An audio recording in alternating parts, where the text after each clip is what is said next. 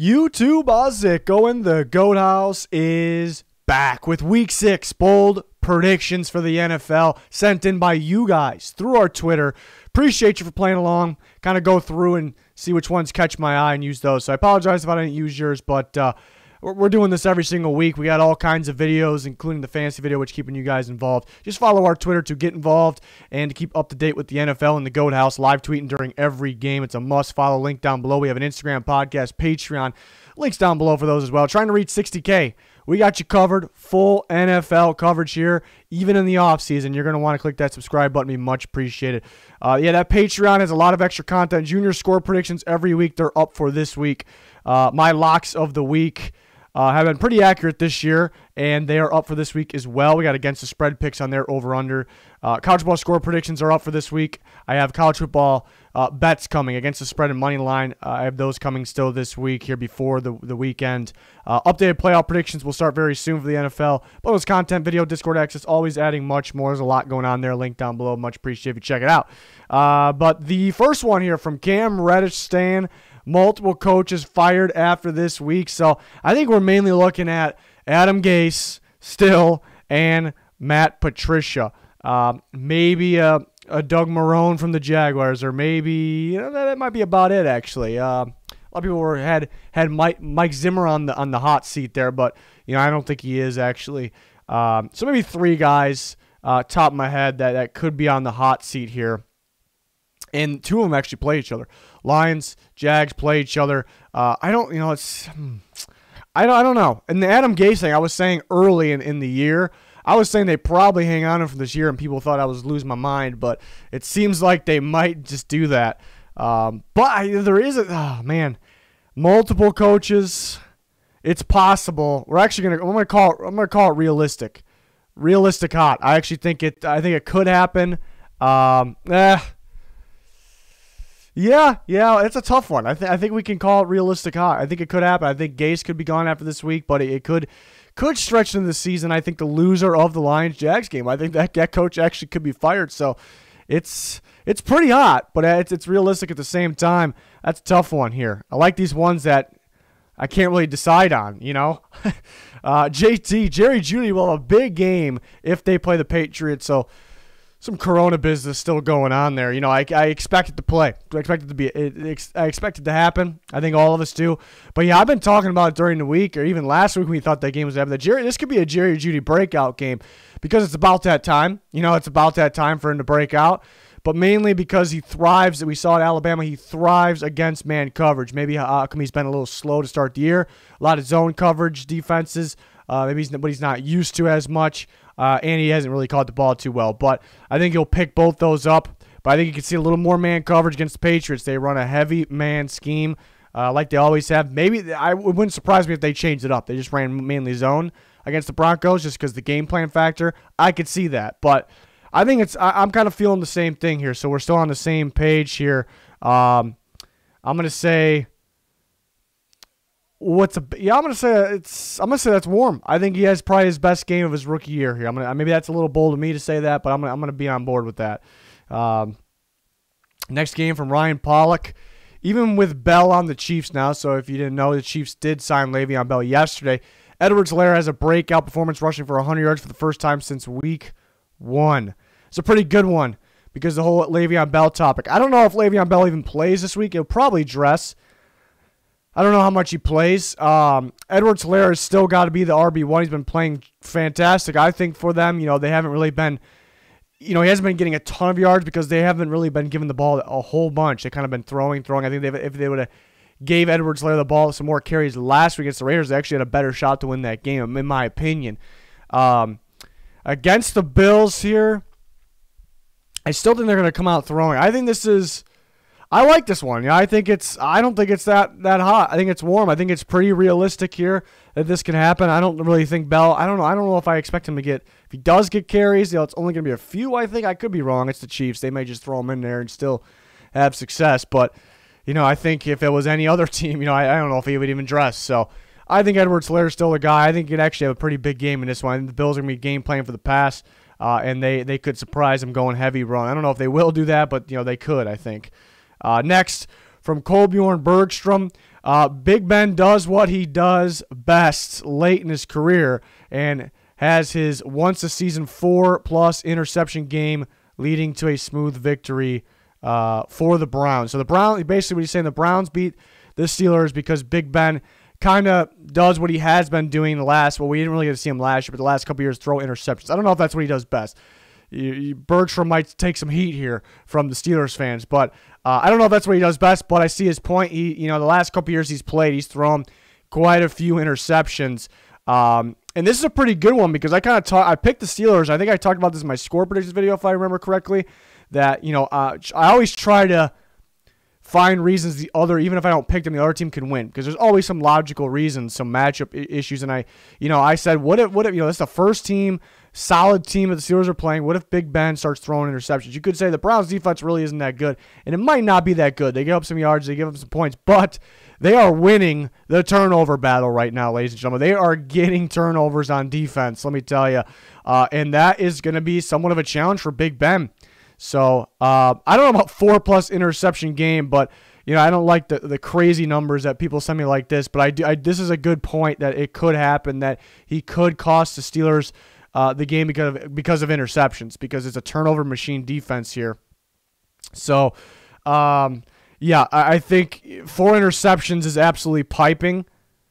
But let's just say Big Ben throws a couple picks and costs the Steelers a game. The Browns get an easy win. I actually think I'll say it's between warm and realistic hot. It's definitely realistic, but the 4 interceptions is definitely a bit much. But it's something to look out for. I think even Steelers fans probably have it in the back of their mind. Like, is Big Ben, he's playing great. Is he going to have one of those games where he throws some interceptions?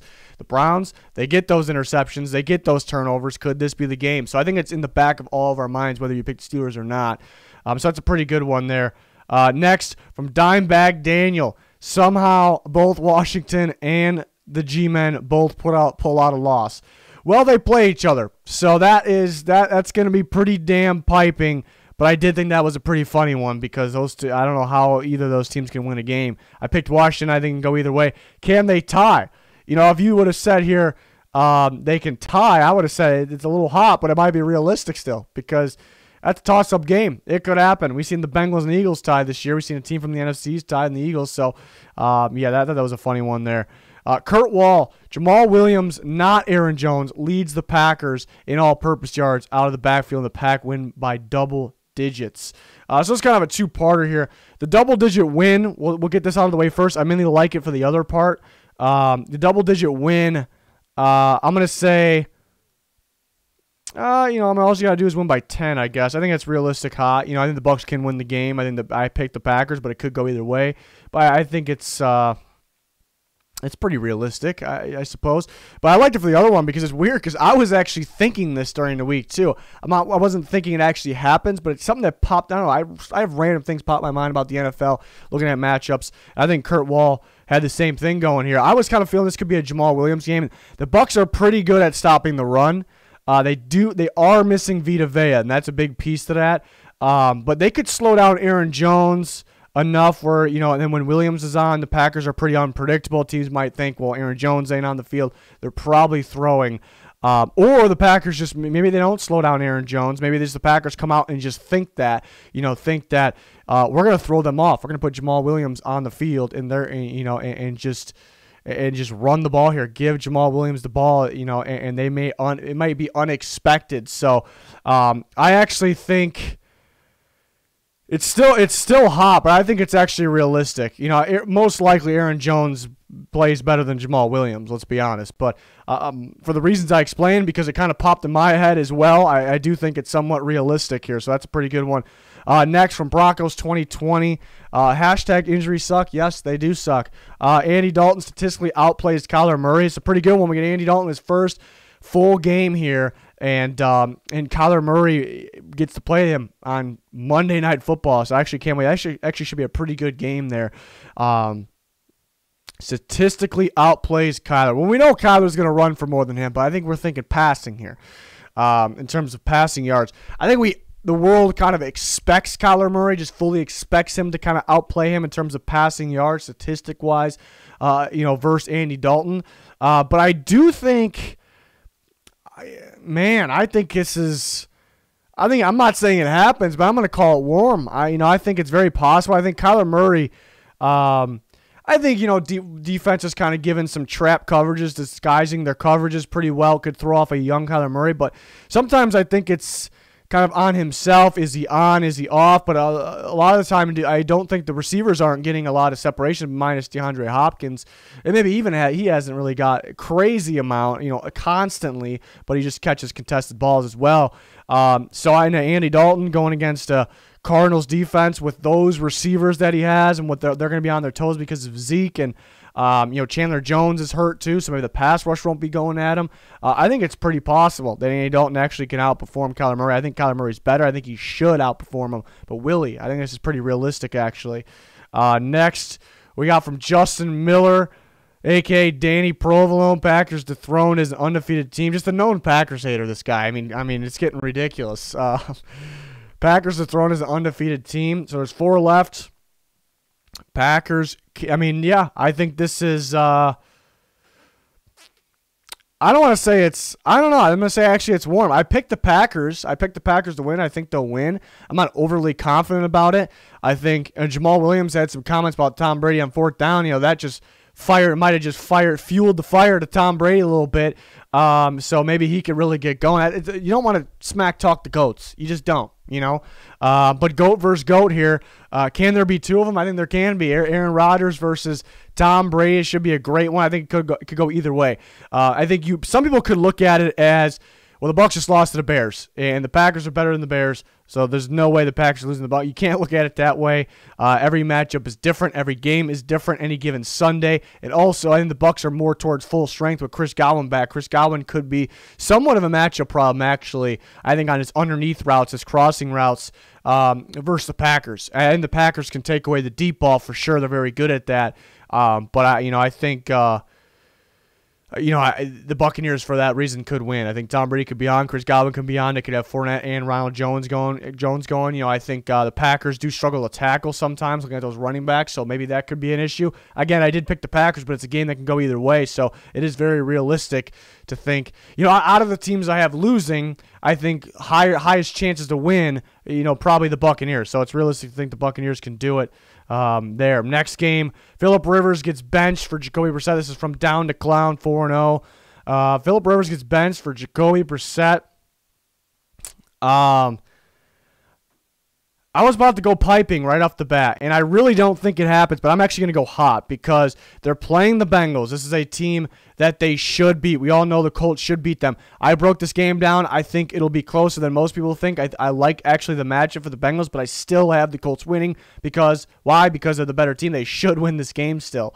And there's really no negative matchup issues for them, really. It's just a pretty solid matchup for the Bengals. I think Burrow will have more time than he has had. Not that he'll have all day or anything like that. But, yeah, so my point, it's a game that they should win. They definitely expect to win. If Rivers is off the bat, it has to be early, I think. It could be late as well. If he's turning the ball over and they're in this game, but they can't just get over that hump because he's turning the ball over, they're going to put Brissett in. Brissett is more of that game manager type quarterback. I think that the only knock I think on his game, maybe he was turning the ball over at bad times as well, but not like a big time turnover guy. But my knock on his game was there was really no big playability downfield. He wasn't too accurate downfield, and they kind of just stopped doing it. They didn't really trust him a lot, but maybe that'll be the better option if they are struggling because Rivers is turning the ball over. It is possible, and they're like, all right, let's just take care of business here. We're better. Let's put Brissett in. That actually kind of makes sense to me. It's still pretty damn hot. I don't really see it happening, but for the reasons I explained, I think it's somewhat possible that it could happen here, but that could be a trap game for sure.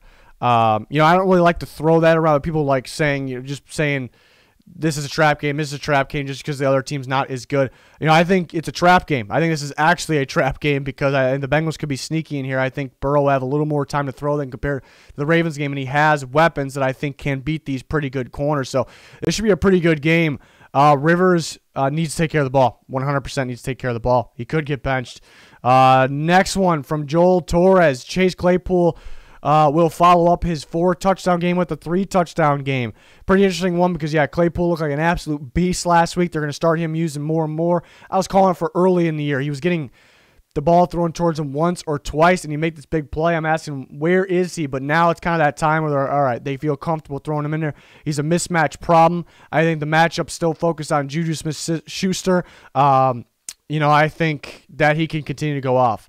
Going against a team like the Browns, they're kind of lacking in the cornerback department. They're going to keep their corners on the outside guys. Claypool will be outside sometimes. He'll be in the slot sometimes. So I think it's still hot, but I'm going to call it realistic. I think this guy could be a matchup problem for the Browns, and I think he's that good where he can have another one of those games. But this one kind of has something to do with it. Peter Barron, Juju goes for 4 touchdowns with the Browns after Claypool did it last week, so now it's Juju's turn. It seems like they're rotating which receiver's really going off. And 4 touchdowns is a ton. I know Claypool as a rookie did it. I think this one is it's pretty piping. I don't think Juju gets 4 touchdowns.